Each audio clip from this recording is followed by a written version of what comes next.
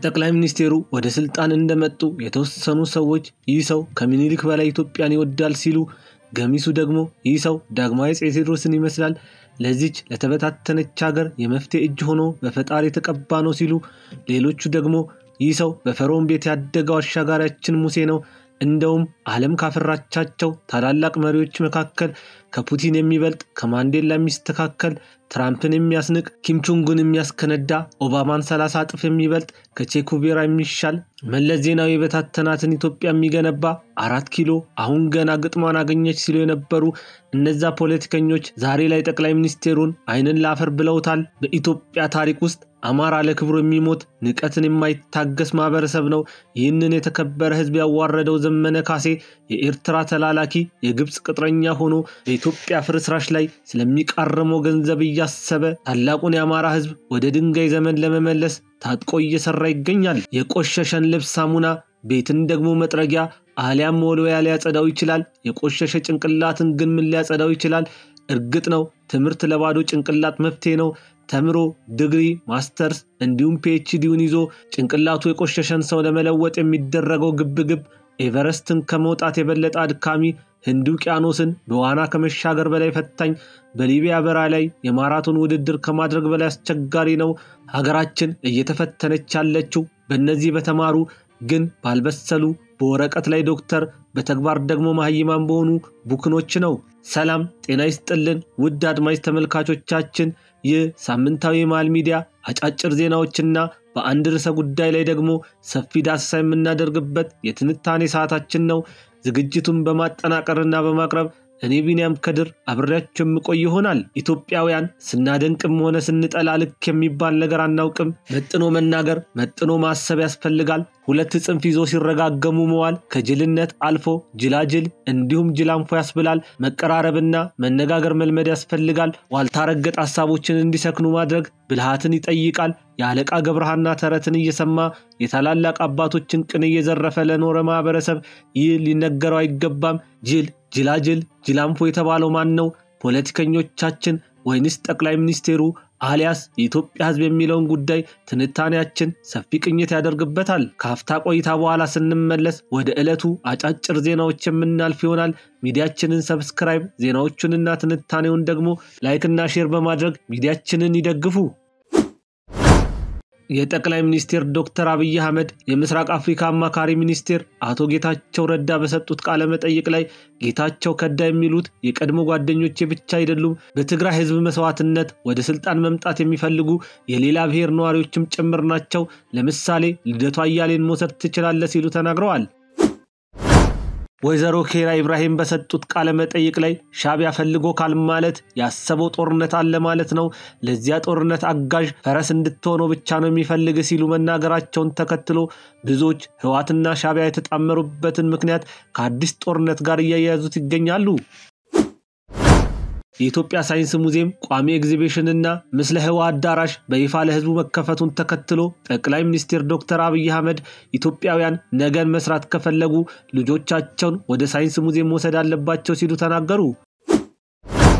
ወይዘሮ ኬራ ኢብራሂም ከሚዲያ ጋር በነበራቸው ቆይታ ላይ ህወሓት ከዚህ በኋላ አብቅቶለታል፣ ስለሆነም የትግራይ ህዝብ ለሰላም ዘብ መቆም አለበት፣ ከነዚህ ቡድኖች መራቅ አለበት፣ ይህ ስብስብ በድጋሜ በትግራይ ጦርነት ለመክፈት ህዝቡን ለዳግመኛ መከራ ለመዳረግ እየሰራ መሆኑ ታውቆ ህዝቡ ከጎኑ ባለመቆም ሰላምን መምረጥ ይገባዋል ብለዋል።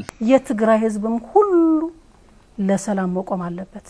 ህወሓት ካሁን በኋላ የምታድነው ህዝብ የለም። ህወሓት ለራሷ ያልዳነች አሁን የትግራይ ህዝብ ልታድነው አትችልም። ስለዚህ የትግራይ ህዝብ ይዛው ልትጠፋ ካልሆነ በስተቀር ህወሓት ልታድነው አትችልም። ህወሓት አብቆተላታል። በአፍሪካ ለ35ኛ ጊዜ እንደ ኢትዮጵያ ደግሞ ለ34ኛ ጊዜ እየተከበረ በሚገኘው የአፍሪካ ህፃናት ቀን ላይ የተገኙት ከንቲባ አዳነች አቤቤ እናንተ ህፃናት የነገ ሀገር ተረካቢ የመጪው ዘመን ተስፋ ናችሁ፣ ሁሉም ስራችን የእናንተን የነገ የህይወት መንገድ ለማቅናት የሚከወኑ ናቸው ብለዋል። ከንቲባው አክለውም ነገ የምትረከቧት ሀገር ዕዳ የሌለባት ከናንተ ቀጥሎ ለሚመጣው ቀጣይ ትውልድ የምትተርፍ እንድትሆን ጠንክረን እየሰራን እንገኛለን ብለዋል። በምስራቅ ጎጃም ዞን ውስጥ በሚገኙ በእናርጅናው ጋር በሁለት እጅ በአዋበል በእነማይና በባሶ ሊበን ከተማ ውስጥ ሰራዊቱ ባደረገው አሰሳ ጽንፈኛው ቡድን ይጠቀምባቸው የነበሩ በርካታ ተተኳሽና ሞተር ሳይክሎችን በቁጥጥር ስር ከመዋሉ ባሻገር በቡድኑ ውስጥ የሚንቀሳቀሱ የቡድኑ አባላት እጅ እንዲሰጡ ማድረግ ችሏል። ለዛሬ በመሃል ትንታኔያችን ውስጥ የያዝናቸው አጫጭር ዜናዎች እነዚህን ይመስላሉ። በቀጥታ በዕለቱ በመረጥነው ርዕሰ ጉዳይ ላይ ሰፊ ቅኝት ወደምናደርግበት ትንታኔያችን የምናልፍ ይሆናል። ጠቅላይ ሚኒስቴሩ ትናንትና ወደ ስልጣን ሲመጡ የተወሰኑት ሰዎች ይህ ሰው ከምኒልክ በላይ ኢትዮጵያን ይወዳል ሲሉ፣ ገሚሱ ደግሞ ይህ ሰው አጼ ቴዎድሮስን ይመስላል፣ ለዚች ለተበታተነች ሀገር የመፍትሄ እጅ ሆኖ በፈጣሪ የተላከ ነው ሲሉ፣ ሌሎቹ ደግሞ የለም ይህ ሰው በፈርዖን ቤት ያደገው አሻጋሪያችን ሙሴ ነው፣ እንደውም ዓለም ካፈራቻቸው ታላላቅ መሪዎች ሁሉ የተሻለና ታላቅ ራዕይን የሰነቀ ከፑቲን የሚበልጥ ከማንዴላ የሚስተካከል ትራምፕን ያስናቀ ኪም ጆንግን ያስከነዳ ኦባማን 30 እጥፍ የሚበልጥ ከቼኮቬራ የሚልቅ መለስ ዜናዊ የበታተናትን ኢትዮጵያ አንድ ለማድረግ በፈጣሪ የተቀባ ንግስናው የማይሻር ለ4 ኪሎ ወንበር ትክክለኛና መጣኝ ሰው መጣልን ሲሉ የነበሩ እነዛ ፖለቲከኞች ዛሬ ላይ ተቀይረው ጠቅላይ ሚኒስቴሩን አይንን አንይ አብይ የፈጠራት ኢትዮጵያ ትበተን ቀይ ባህር የሚባል ነገር አይገባንም ማለትን ተያይዘውታል። አንዳንዶቹማ እኛ ትግል ስንጀምር አብይ የሚባል ሰው ማንም የማያውቀው ድንገት ወደ ፖለቲካው ብቅ ብሎ በእድልና በአጋጣሚ ኢትዮጵያ እጁ ላይ እንደወደቀች ሲናገሩ ይሰማሉ። እነሱ ይህንን ይበሉ እንጂ ጠቅላይ ሚኒስቴሩ እነሱ ለዚህች ሀገር ታገልን ከሚሉት በላይ የታገለና ገና በለጋ እድሜው ሀገሩን ለመጠበቅ በዳር ድንበሯ መሬቶች ላይ ጤዛ ልሶ ድንጋይ ተንተራሶ ሲያገኝ በልቶ ሲያጣ ተኮራምቶ የክረምቱ ብርድ የበጋው ፀሐይ የባሩዱ ሽታ የመድፉ ጩኸት በየተራ እየተፈራረቁበትና አየትና ህይወት ጎን ለጎን እኩል በሚሄዱበት ወንዶች ብቻ በሚሰለፉበት ከወንዶቹ አውድማ ከጀግኖቹ አምባ የኢትዮጵያን አርማ ለብሶ ለሰንደቋ ታምኖ ትግልን የጀመረና ትግል ምን እንደሆነ ከወሬ ይልቅ በተግባር ያሳየ ደሙን ከፍሎ ሀገሩን ያቆየ የወንዶች ቁና የጀግንነት ምሳሌ የመታመን ልክ የሆነ ሰው ነው። እውነት ነው ጠቅላይ ሚኒስቴሩ ታዋቂ ሳይሆን አዋቂ፣ ዝንጉ ሳይሆን አስተዋይ፣ ሞኝ ሳይሆን ብልህ ሆኖ ታዋቂዎች ነን ከሚሉት ልደቱ መሳይ መኮንንና ሀብታሙ እንዲሁም ከሌሎች የሚዲያ አርበኞች በተሻለ መልኩ ለዚህች ሀገር ታምኖ በፍቅሯ አቅሉን ስቶ ከ14 ዓመቱ ጀምሮ ለመነነባት ምድሩ ዛሬም ድረስ ደሙንና ላቡን እየከፈለ እነዛ ባለመስራት ብዛት የቆሸሹ መንደሮቿን አዲስና ውብ እያደረገ ተጀምሮ ያልተጠናቀቁና በጅምር ላይ የነበሩ ታላላቅ ፕሮጀክቶችን እየፈጸመ በሚጠሉትና በሚረግሙት ደመኞቹ ፊት ዕለት ዕለት ደም ግባት እያገኘ በተራራው ጫፍ በመንበሩ ሰገነት ላይ በፈገግታ እየኖረ ይገኛል።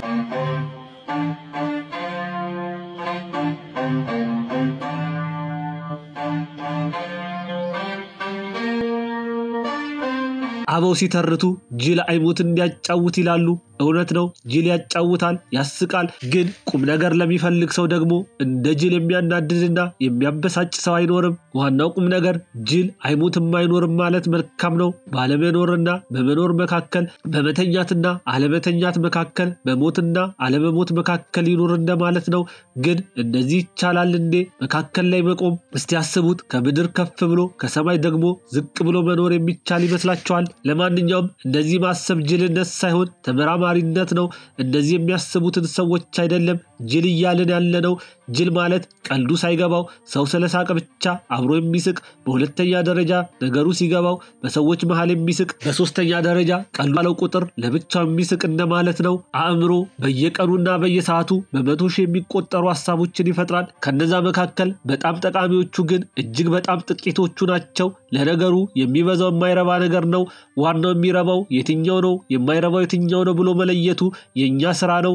እንግዲህ የሚረባውን መምረጥ ከቻልን ብልጥ እንባላለን። የማይረባውን ከወሰድን ጅል ጅላጅልና ጅላንፎ እንባላለን። እንግዲያውስ እናንተ ከየትኛው ናችሁ? መልሳችሁን ለእናንተ ተውኩት። ለዚህም ነው ጠቅላይ ሚኒስቴሩ በአንድ ወቅት ባደረጉት ንግግራቸው ላይ ይችን ሀገር የሚበጠብጡ 3 አካላቶች ናቸው፣ እነሱም ጅል ጅላጅልና ጅላንፎ ይባላሉ ያሉት። እንግዲህ ይህንን ወደ ራሳችን ህይወት እናምጣውና ስኬታማ መሆን ያልቻልነው ለምንድን ነው ብለን እንጠይቅ። ምክንያቱ ብዙ ቢሆንም በአንድ ወቅት ግን ጅል ጅላጅልና ጅላንፎ ሆነን ያሳለፍናቸው ድሎች እድሜ ልካችንን እየተከተሉ የስኬታችንን ማማ ሲቆርጡት ይታያሉ። አስተውለን ከሆነ ቢዚ በመሆናችን ስራ ይሰራን ይመስለናል። ብዙ በመልፋታችን ውጤታማ የሆንን ያክል ይሰማናል። ለመልፋት ከአህያ በላይ የሚለፋ የለም። ውጤታማ ለመሆን ብልሃት ያስፈልጋል። ይሁን እንጂ በሀገራችን ፖለቲካ ውስጥ የሚንቀሳቀሱ አብዛኛው ፖለቲከኞቻችን ጠቅላይ ሚኒስቴሩ እንዳሉት ጅል ጅላጅልና ጅላንፎ ለመሆናቸው አንዱ ማሳያ ሰሞኑን በሪዮት ሚዲያ ላይ ጦርነት ይብቃ፣ ሰላም ይስፈን፣ አገዛዙ ይደቅ በሚል የከፈቱትን ዘመቻ ስንመለከት ነው። እነዚህ በፍላጎትና በአስተሳሰብ የማይግባቡ ካለመተማመን ብዛት እንደ ጅብ ጎን ለጎን የሚሄዱ ሰዎች በአንድ ሚዲያ ላይ ለአንድ ቡድን ለመጫወት ጥረት ሲያደርጉና በማር የተለወሰ መርዛቸውን ለመርጨት ሙከራ ሲያደርጉ ለተመለከተና እያንዳንዱን ንግግራቸውን ከልብ ላዳመጠ ከጀርባው ያለው ሚስጥር ላጤነ ሰው እውነትም እነዚህ ሰዎች ጅላጅልና ጅላንፎ መሆናቸውን ይረዳል። እነዚህ ሶስት ነገሮች ጅል ጅላጅልና ጅላንፎ ኢትዮጵያን ስለሚያውቁ ወጣት መጠበቅ አለበት። ምን መሆን? ጠቢብ በመሆን መሰባሰባቸው ሳይሆን ለስብስባቸው የመረጡትን ርዕስ ስንመለከት ጦርነት ይብቃ፣ ሰላም ይምጣ፣ አገዛዙ ይፍረስ ይላል። ይህንን ቃል ሰፋና ተንተና አድርገን ስንመለከተው መጀመሪያ የምናገኘው ሐረግ ጦርነት ይብቃ የሚል ሲሆን ላይላዩን ሲታይና ማስተዋል ለማይችል ግለሰብ እንዲሁም ይህንን ስብስብ በጭፍን ለሚደግፉ ሰዎች በጣም ትክክልና አንድ ኃላፊነት ከሚሰማው ሰው ሊደመጥ የሚችል ሐሳብ ስለሆነ ልብን በሐሴት ያሞቃል። ጠቅላይ ሚኒስቴሩንም ሰላም የማይወዱ ያስመስላቸዋል። እውነት ግን ማስተዋል ለቻለና በዚህ ስብስብ ውስጥ የተካተቱን ሁሉንም ግለሰቦች በአትኩሮት ለተመለከተ ሰው ስለ ሰላም ጠቅላይ ሚኒስቴሩን ለመምከር የማይችሉ ጦርነት ባህላችን ነው እያሉ ሲደሰኩሩ የነበሩ በሰው ደምና በድሃ እንባ የሚቀልዱ ገንዘብ ሲያገኙ የታመነላቸውንና ነፍሱን ሰጥቶ የታገለላቸው ወጣት የካዱ ሰዎችን ዘግዝቀው የቀደሉ ከንግግራቸው ይልቅ ሜንጫ ማንሳት የሚቀላቸው ዱዓና ጸሎት በማድረግ ያድሚያቸው ከሰላም ይልቅ ጦርነትን መርጠው መቋሚያ መያዝ በሚገባቸው እጅ መሳሪያ ማንሳት የሚቀላቸው በመድፈር ማስደፈር በመስረቅ ማሰረቅ ላይ የተሰማሩ የወንድ ብልት ላይ ሃይላንድን በማንጠልጠል ያኮላሹ ሴቶችን ለኤችአይቪ በመዳረግ መካን እንዲሆኑ መርፌ ሲወጉ የነበሩ እርኩሳን የጋኔን መንፈስ የተጸናወታቸው ለስህተታቸው ንስሐ ያልገቡ ግን ደግሞ ለሌላ ጥፋት በአንድ ላይ የተሰባሰቡ ሰርክ ጦርነትን የሚሰብኩ የግጭት ንስሐ አባቶች ድንገት ብቅ ብለው ጦርነት ይቁም ሲሉ ለመጀመሪያ ጊዜ ለሚያውቃቸው ሰው ከነሱ በላይ ጻድቃን የሌለ ሊመስለው ይችላል። ይሁን እንጂ ያለፈ ታሪካቸውን ለሚያውቅ አሁንም ያሰቡትን በጥልቀት መረዳት ለሚችል ግለሰብ እነዚህ ሰዎች ማንንም ማታለል የማይችሉ ጅላጅልና ጅላንፎ እንደሆኑ በቀላሉ መረዳት ይችላል።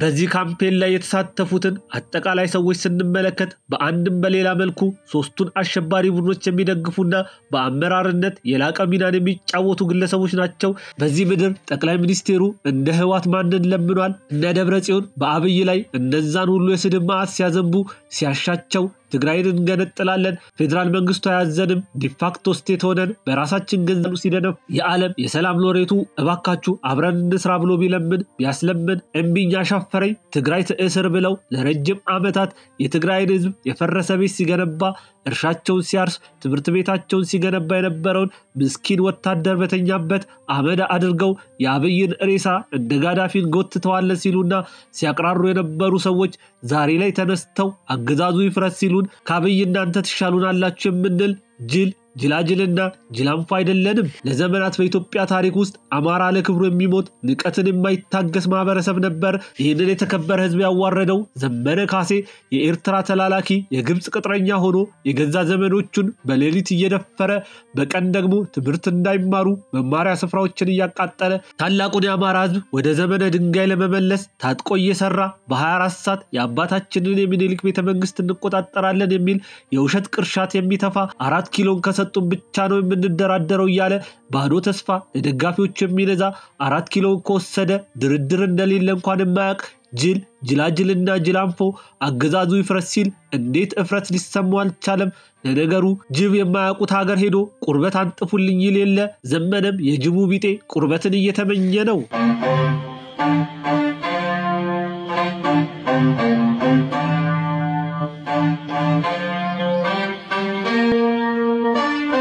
ጠቅላይ ሚኒስቴሩ ወደ ስልጣን በመጡበት ወቅት በመሳይ መኮንን ልክ ያሽቃበጡ የኢሳት ጋዜጠኞች አብይን ለማወደስ ቃላት ፈልገው እስኪያጡ ድረስ ተቸግረው ነበር። ይሁን እንጂ ይሄንን ውዳሴያቸውን በእርግማን ለመቀየርና የርኩሳን መናፍስትን ስሞች ለጠቅላይ ሚኒስቴሩ ለመስጠት ጊዜ አልፈጀባቸውም። በእውነት የአብይ አካሄድ ስለማረካቸው ነበር በዚያ ልክ እንዲያሽቃብጡ ያደረጋቸው ብለን ስንጠይቅ የምናገኘው መልስ የፍላጎታቸውን እርካታ ለማሟላት የስልጣን መንበርን ለመቆናጠጥ ቤትና መኪና እንዲሁም መሬትን ለመውረስ ከነበራቸው ጥልቅ ስሜት የተነሳ ነበር እነዛን ሁሉ የውዳሴ ማዕት ሲያዘንቡ የነበረው።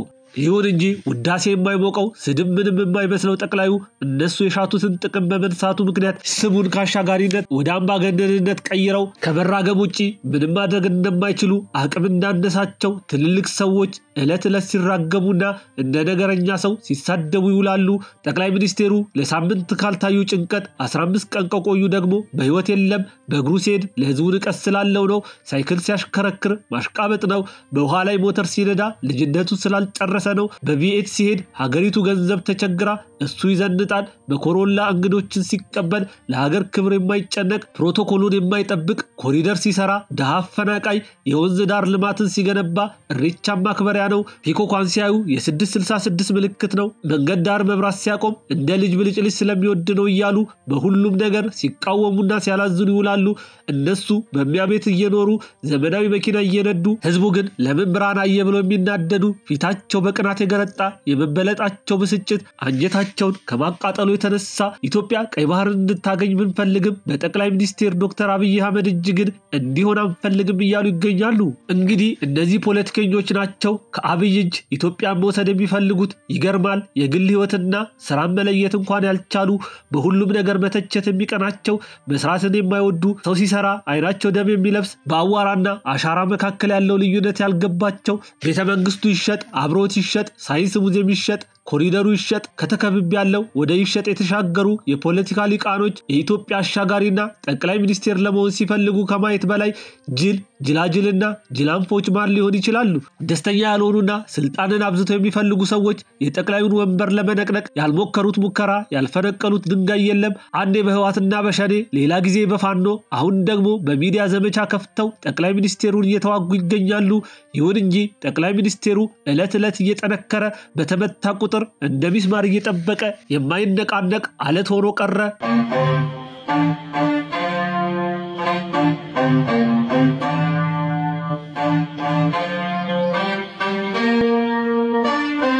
ኢትዮጵያውያን ስናደንቅም ሆነ ስንጠላ ልክ የሚባል ነገር አናቅም። መጥኖ መናገር መጥኖ ማሰብ ያስፈልጋል። ሁለት ጽንፍ ይዞ ሲረጋገሙ መዋል ከጅልነት አልፎ ጅላጅል እንዲሁ ጅላንፎ ያስብላል። መቀራረብ መነጋገር መልመድ ያስፈልጋል። ዋልታ ረገጥ ሐሳቦች እንዲሰክኑ ማድረግ ብልሃትን ይጠይቃል። የአለቃ ገብረሃና ተረትን እየሰማ የታላላቅ አባቶችን ቅኔ እየዘረፈ ለኖረ ማህበረሰብ ይህ ሊነገረው አይገባም። ጠቅላይ ሚኒስቴሩ መልአክ አይደሉም፣ መልአክተኛ አይሰሩም። ልብ ማለት የሚገባን ነገር የሚሰራ ሰው ይሳሳታል። ስለዚህ እየሰራ የሚሳሳትን ሰው ለማረም ከመሞከር ውጪ ጭፍን የሆነ ጥላቻና እርግማን ካለ የሆነ የፍላጎት አለመሳካት እንዳለ ያስጠረጥራል። ጠቅላይ ሚኒስቴሩ ሳልሰራ ከምሰደብ ሰርቼ ብረገም ይሻለኛል ብሎ በሄደባቸው ርቀቶች ሁሉ ለታሪክ የሚቆዩ አሻራቸው የማይጠፉ ስራዎችን ከውኗል። በዚህ ውስጥ ጠቅላዩ አልተሳሳቱም፣ ፍጹም መልአክ ነበሩ ብሎ የሚያስብ ሰው ካለ ጅለው ከሰራው ስራ ይልቅ ስተቱን እየለቀሙ የሚራገሙ ካሉ ጅላጅል የሚባሉ ሲሆን ለታሪክ የሚቆይ ምንም ስራ አልሰሩም ብሎ የሚያስብ ደግሞ ጅልም ጅላጅልም ጅላንፎም ይባላል።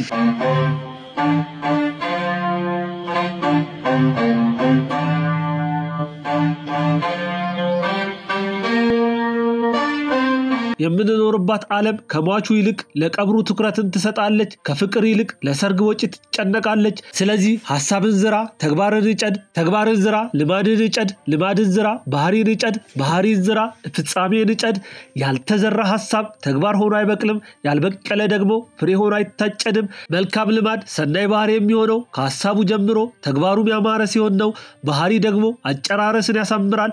ልክ ነው ሐሳብ የሌላቸው ሀገራቸውን የማይወዱ ኢትዮጵያን አስይዘው ቁማር የሚጫወቱ የቴሌቪዥን ስር ቁማርተኞች የኢሳት ቴሌቪዥን ውጤቶች መልካቸውንና አለባበሳቸውን አሳምረው ጠቅላይ ሚኒስቴሩ ሲሳደቡ ቢውሉ ጦርነትን እየሰበኩ የዳ ልጆችን በማስገደል ዶላር ሲሸቁ ለሚኖሩት ስልጣንን የተራቡ የጠላት ተላላኪዎች ቤታቸው የሚያምር ግን ደግሞ ውስጣቸው ቆሸሸ ነው የልብስ ቆሻሻ በውሃ ይታጠባል ያስተሳሰብ ቆሻሻን ለማጽዳት ግን ብዙ ጊዜ ይፈልጋል የዛሬን አበቃው ጅሉ ማን ነው ጅላጅሉስ የትኛው ነው ጅላንፎ የሚባሉት እነማን ናቸው መልሶቻችሁን በኮሜንት አሳውቁን መልካም ጊዜ ይሁንላችሁ